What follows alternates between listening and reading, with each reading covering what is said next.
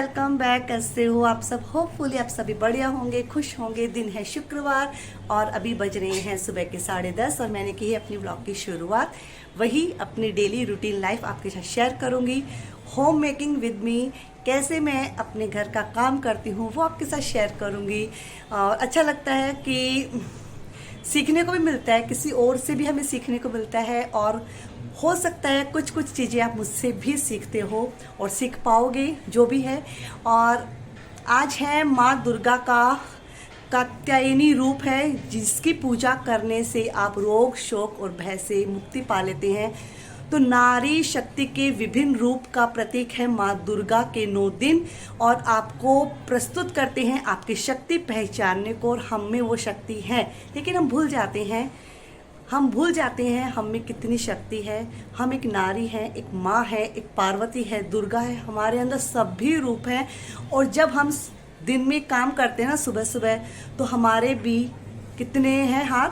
8 हाथ है ना। एक में बेलन, एक में पोछा और एक में झाड़ू, है ना। ये मजाक की बात नहीं है, हमारे भी बहुत से रूप हैं, बहुत से हाथ हैं। हम सब कुछ कर सकते हैं जो एक पुरुष कर सकता है, हम सभी काम कर सकते हैं ना। यदि आप एग्री है तो कमेंट में ज़रूर बताना, है ना। और तो जैसा कि आज है छठा दिन माँ दुर्गा का और पूजा कर ली, जोत ले ली मैया की। और हमारे गार्डन में मैया जी के लिए बहुत ही सुंदर फूल है, वो आज क्या हुआ है, खिला है। और मेरी वॉशिंग मशीन है वो अपनी परफॉर्मेंस में आ गई है, तो मैंने आज ढेरों कपड़े हैं वॉशिंग मशीन में लगाए हैं, सुखाने वाली हूँ। और घर में पता है आपको इतनी जगह होगी नहीं शायद, इतने कपड़े हैं। और जो मैं नवरात्रा में पहन के गई थी, परसों पहन के गई थी, अभी तक वो कुर्सी पे वैसे के वैसे रखे हैं कपड़े। कल ऐसा हुआ कि कभी कभी मन करता है ना, आप रेस्ट कर लेना चाहिए। जब आपकी बॉडी आपको मतलब अलाउ नहीं करती है आप कुछ करो, मतलब मना करती है ना कभी कभी बॉडी, कुछ मत करो भाई, आज तुम रेस्ट करो। मैंने वही किया, कल मैंने फुल डे अच्छे से रेस्ट किया, मतलब जो काम करना था बस वही किया। और वॉशिंग मशीन ने सिग्नल दे दिया है, जल्दी से मैं कपड़े निकालती हूँ स्पिन टब से, उसको सुखाती हूँ। जो काम करने के साथ साथ आपके साथ शेयर करती हूँ कुछ टिप्स और ट्रिक्स, कैसे मैं काम करती हूँ, किस तरह से करती हूँ। हो सकता है आप उसे रोज़ यूज करते होंगे, लेकिन कभी कभी हम भूल जाते हैं, हमारे दिमाग से निकल जाता है, किसी और को देखते हैं तो याद आ जाता है। तो चलिए काम करते हैं, आपके साथ बातें भी करती हूँ और कुछ टिप्स कुछ ट्रिक्स, मैं कैसे अपने कामों को मैनेज करती हूँ वो सभी चीज़ें आपके साथ शेयर करूँगी। तो चलिए व्लॉग को करते हैं शुरू।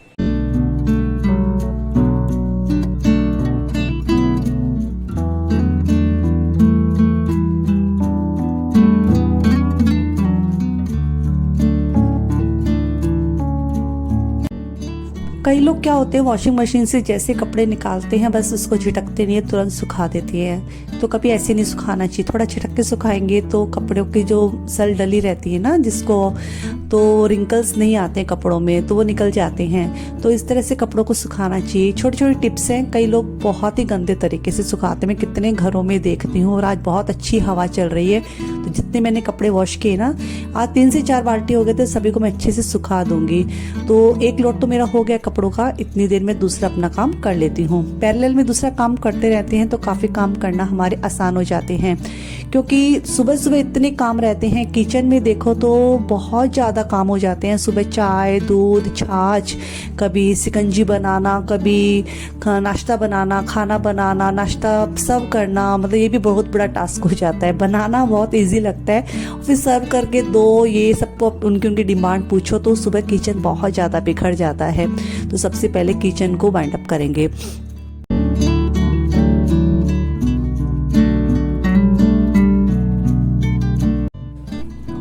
कटलरी स्टैंड में कभी भी मैं डायरेक्ट इस तरह से कटलरीज नहीं रखती हूँ। पहले उसके अंदर एक कोई भी मग जग जो हमारा रहता है उसको मैं रखती हूँ, फिर उसके अंदर मैं मेरी सभी चम्मच वगैरह रखती हूँ, वरना साइड से वो निकल जाती है।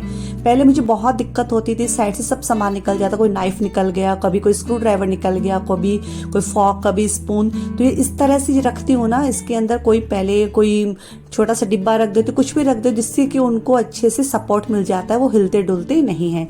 तो इस तरह से आप भी ट्राई कर सकते हैं यदि आपके पास इस तरह का कटलरी स्टैंड है तो चलिए अब गैस है उसको क्लीन करते हैं। तो गैस को क्लीन करने से पहले मैं सबसे पहले इसके ऊपर जितना भी सूखा आटा वगैरह, जितना भी जो कुछ भी डस्ट लगी रहती है उसको मैं हटाती हूँ सूखे कपड़े से। उसके बाद उसको मैं वॉश करती हूँ।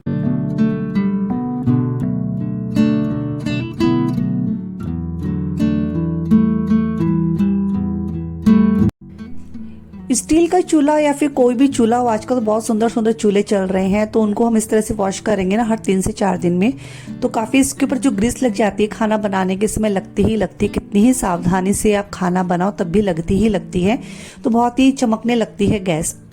और ये गैस चूल्हा काफी पुराना है, जैसा कि मैंने आपके साथ बहुत बार शेयर किया ये बात।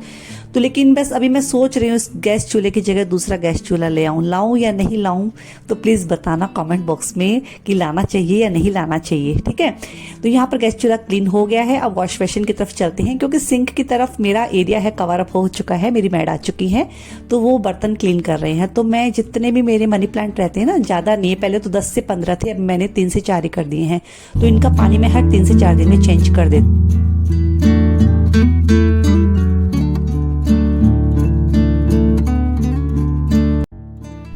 मुझे ग्रीनरी का बहुत ज़्यादा शौक है, और ग्रीनरी रखने के लिए जो जो टास्क मुझे मतलब आजमाने पड़ते मैं आजमाती हूँ। और ये आप देख पा रहे होंगे ना कि ये जो जोत लेते हैं ना, आपके सभी घरों में जोत लेते हैं, सब उपले पे लेते हैं, गोबर वाला उपला रहता है ना, तो उसको ठंडा होने के बाद मैं खाद के रूप में उसको यूज करती हूँ, पेड़ पौधों में डाल देती हूँ। तो आप भी ट्राई करना, कोई नुकसान नहीं है, आपके पौधों को खाद ही मिलने वाली है। चलिए वॉश बेसिन एरिया इसको भी क्लीन कर देते हैं। तो वॉश बेसिन एरिया के साइड से बहुत ज़्यादा गंदा हो जाता है, इतना गंदा हो जाता है, तो बस उसको भी मैं क्लीन कर देती हूँ। फिर उसको सूखे कपड़े से जरूर पोंछ देती हूँ, टाइल्स वगैरह, जिससे कि वो चमकने लगता है। और मिरर इतना गंदा होता है, मुझे 3 से 4 बार इसको पोंछना ही पड़ता है, लेकिन सुबह कॉलिन से करती हूँ, बाकी 3 से 4 बार पेपर से क्लीन कर देती हूँ। तो बस वही ये छोटी छोटी चीजें हैं, यदि हम ध्यान नहीं देंगे ना तो बहुत ही गंदगी फैला देते हैं।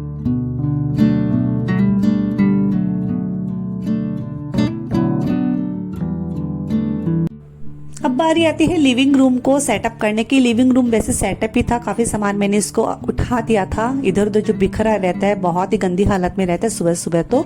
लेकिन वही है, इसका मैंने जो लाइनर है उसको उठा के क्लीन नहीं किया था, तो लाइनर को उठाया और फिर ब्रश की हेल्प से सोफा को साफ कर देंगे। तो ब्रश, ऐसे ही ब्रश यदि आपके पास नहीं है तो प्लीज ले लीजिए, बहुत यूजफुल है। और ये जो सफाई करने वाले टूल्स रहते हैं ना, एक बार इन पे खर्चा करना पड़ता है, लेकिन आपकी यहाँ सफाई करने में काफी मदद मिलती है। दीपावली के टाइम आपको इतनी सारी चीजें चाहिए रहती हैं टूल्स सफाई के लिए, और ये सब भी यूजफुल रहते हैं। तो इस तरह से जब क्लीन करते हैं काफी डस्ट निकलती है। और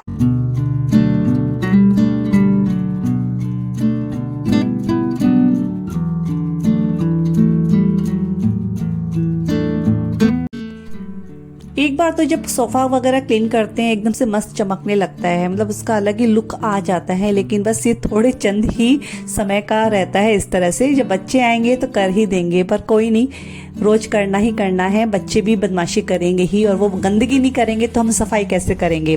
तो चलिए अब ये हमारे लाफिंग बुद्धा है, इनको भी मैं क्लीन कर देती हूँ। इसके ऊपर काफी डस्ट लग जाती है। और ये एक और ना ब्रश मुझे मेरी कार में मिला, मेरी कार साफ करने का था, है ना। इससे पहले भी एक वीडियो में मैंने आपको बताया था, ये बहुत ही यूजफुल है, इतनी हेल्प मिल रही है मुझे क्लीनिंग करने में। और अब मैं सेंटर टेबल है इसको भी क्लीन कर दूंगी कॉलिन से। कॉलिन स्प्रे करते हैं, काफी अच्छे से क्लीन हो जाता है। आपकी जो जितनी भी चीजें रहती हैं, स्टेचूज हैं, आपके पॉट वासेस हैं, सब भी चीजें अच्छे से क्लीन हो जाती हैं। और साथ में होना चाहिए माइक्रोफाइबर क्लॉथ। माइक्रोफाइबर क्लॉथ बहुत ही हेल्पफुल है, छोटा भी रहता है, इजी वॉशेबल भी है, और इजी सूख भी जाता है, इसको वॉश करके सुखाते हैं, मतलब हर तरह से ये मतलब यूजफुल है।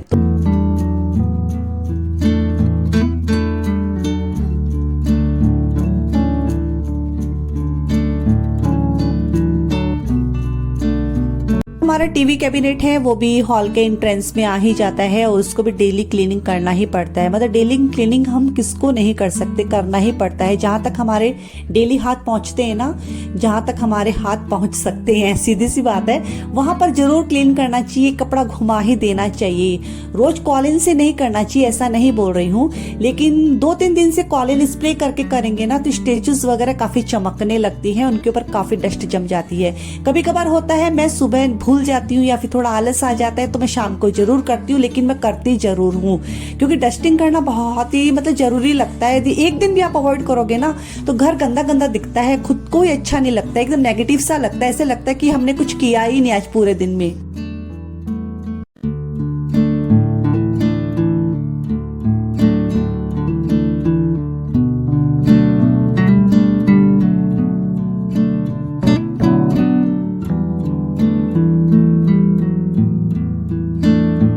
मतलब सुबह उठने के साथ ही कितने काम रहते हैं। मतलब 5:30 बजे उठते हैं, बच्चों का ब्रेकफास्ट बनाना, लंच की तैयारी करना, टिफिन वगैरह, हस्बैंड का टिफिन, नाश्ता, पूजा पाठ, इतने काम रहते हैं। मतलब फिर भी करना ही पड़ता है और अकेले को ही मैनेज करना पड़ता है क्योंकि सब अपने अपने काम पे निकल जाते हैं और हमारा काम है हमारा घर, घर एक मंदिर है ना।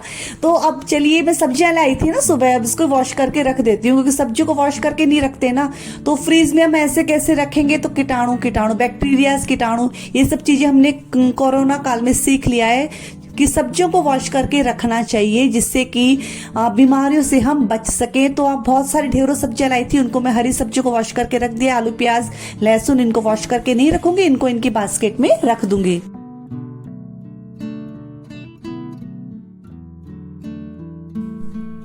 बात जब डस्टबिन की आती है ना तो डस्टबिन को साफ सुथरा रखना चाहिए क्योंकि हम इसको किचन में रखते हैं तो नीचे पहले एक पेपर लगा देना चाहिए हमेशा। यदि बाई चांस ये थैली हम लगाते हैं फट गई ना तो लीकेज हो तो आपका पूरा डस्टबिन खराब ना हो।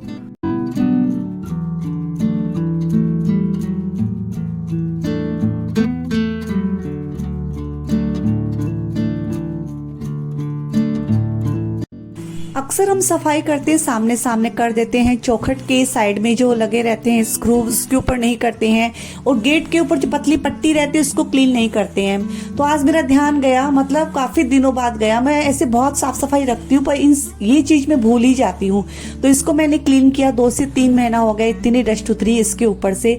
तो ये छोटी छोटी चीजें ध्यान में रखनी चाहिए, कभी कभार इनकी तरफ भी ध्यान दे ही देना चाहिए। और जब हम कपड़े सुखाते हैं ना तो इस तरह का हैंगर आपके पास भी होना चाहिए क्योंकि छोटे छोटे कपड़े रहते हैं, ढेरों कपड़े रहते हैं, बच्चों के सॉक्स वगैरह रहते हैं, रुमाल वगैरह रहते हैं। तो इनको सुखाने के लिए इस तरह का जब हम क्लिप्स वाला हैंगिंग ले आते हैं ना, काफी वो इजी रहता है कपड़ों को सुखाने में, बार बार क्लिप्स लगाने का झंझट नहीं रहता है।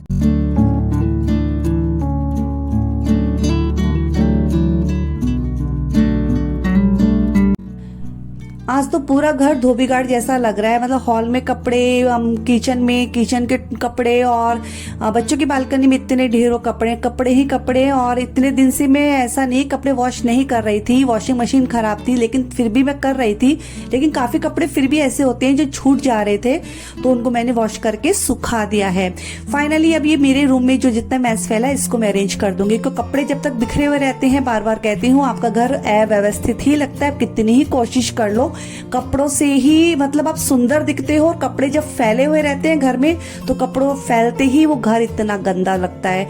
तो इन कपड़ों को मैं अरेंज कर दूंगी। और मेरी बेटी के जो जितने भी लहंगास वगैरह ना, मैं एक ऑर्गेनाइजर में अलग से ही रखती हूँ, ज्यादा नहीं है, 4 से 5 ही उसके पास, तो उनको मैं अच्छे से समेट के रखूंगी। और लहंगे को बहुत ही अच्छे से रखना पड़ता है, उसकी जो लटकन वटकन है उसको साइड में अंदर करके रखनी पड़ती है वरना उसके ऊपर जो एम्ब्रॉयडरी वो खराब हो जाती है। तो इस तरह से मैं ऑर्गेनाइजर में अच्छे से फोल्ड करके रखा है। और इसके अंदर मैं क्या डाली हूँ वो आप जरूर बताना, यदि आप समझ गए तो बता देना, वरना मैं अगली ही वीडियो में आपके साथ शेयर करूंगी। देखती हूँ आप कौन ध्यान से देखता है, कौन बिना स्किप किए हुए देखता है। मैं देखना चाहती हूँ कौन मेरा वीडियोस ध्यान से देखता है। तो प्लीज बताना मैंने इसके अंदर क्या डाला है जिससे कि कपड़े खराब ना हो।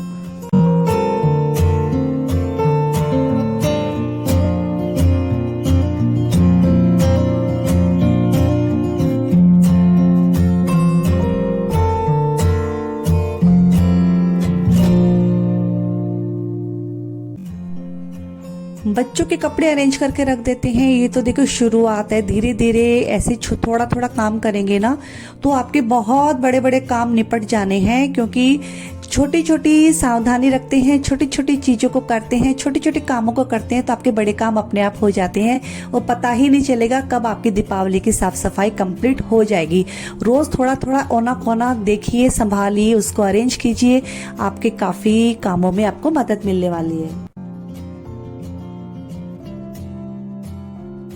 जब बात आती है ना साफ सफाई की, तो बच्चों की स्टेशनरी पर आप जरूर ध्यान देना। बच्चों की स्टेशनरी आपके घर में इतनी रहती है, यदि इनको आप वजन करोगे ना 5 से 6 किलो आपको मिलने वाली है।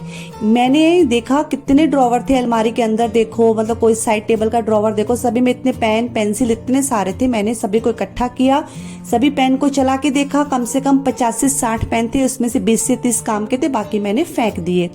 और इस तरह से मैंने ऑर्गेनाइज किया है। स्वीट बॉक्सेस रहते हैं ना, तो उनके ऊपर का ढक्कन है, मैंने कट करके निकाल दिया और उनको इसमें इस तरह से अरेंज कर दिया है।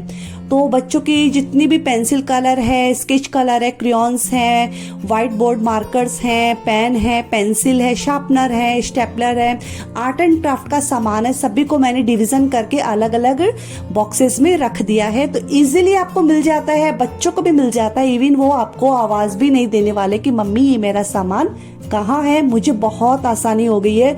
बच्चों को कुछ भी चाहिए रहता है, ड्रॉवर खोलते हैं, फट से उसमें सामान लेते हैं और उसमें रखे ना रखे वो देखो वो नहीं रखते हैं और कभी कभार उनका बाहर वापस से छूट जाता है, लेकिन इजी हो गया है, मैं रख देती हूँ जब मुझे वो दिखाई सामान देता है। तो इस तरह के स्वीट बॉक्सेस है, आप भी जरूर ट्राई करना इस तरह से ऑर्गेनाइज करने के लिए। काफी सामान और भी ऑर्गेनाइज कर सकते हैं इस तरह से। आप अपने मेकअप का सामान है, अपनी ज्वेलरीज है, उसको भी इस तरह से ऑर्गेनाइज करके रख सकते हैं। इजी रहता है, विजिबल हो जाता है सामान। और हे गाइस, मैं आपसे एक बात पूछना चाहती हूँ, आपको मेरे किस तरह की वीडियोस पसंद है? मोस्टली मैंने देखा आपको क्लीनिंग के वीडियो ज्यादा पसंद आते हैं, और वीडियोस भी प्लीज लाइक कीजिए ना, कमेंट कीजिए और सब्सक्राइब कीजिए चैनल को। बहुत मेहनत लगती है एक व्लॉग को बनाने में, एक वीडियो को शूट करने में, तो सपोर्ट कीजिए। आप लोगों का सपोर्ट ही है किसी भी यूट्यूबर को, किसी भी इन्फ्लुएंसर को आगे बढ़ाने के लिए। आपका एक लाइक और एक कमेंट काम करता है, बहुत बड़ा काम करता है, बहुत बड़ी डील होती है आगे बढ़ने के लिए। तो प्लीज अपना प्यार बनाए रखिए, अपना सपोर्ट बनाए रखिए, लाइक करना, कमेंट करना, और यदि चैनल पर न्यू हो तो सब्सक्राइब करके ही जाना। और मैं रुचिका आपसे मिलूंगी न्यू वीडियोस में। तब तक के लिए अपना ध्यान रखिए, अपने आसपास के वातावरण को पॉजिटिव रखिए, पॉजिटिव नजरों से देखिए, प्यार बांटिए, खुश रहिए और बस दीपावली की साफ सफाई कीजिए। और कोई टिप और ट्रिक्स चाहिए तो यूट्यूब पर बहुत अच्छे अच्छे वीडियोस आ रहे हैं, उनको देखिए। और बस मिलती हूँ न्यू वीडियो में। दीपावली की साफ सफाई कीजिए और डिमोटिवेट नहीं होना है, मोटिवेट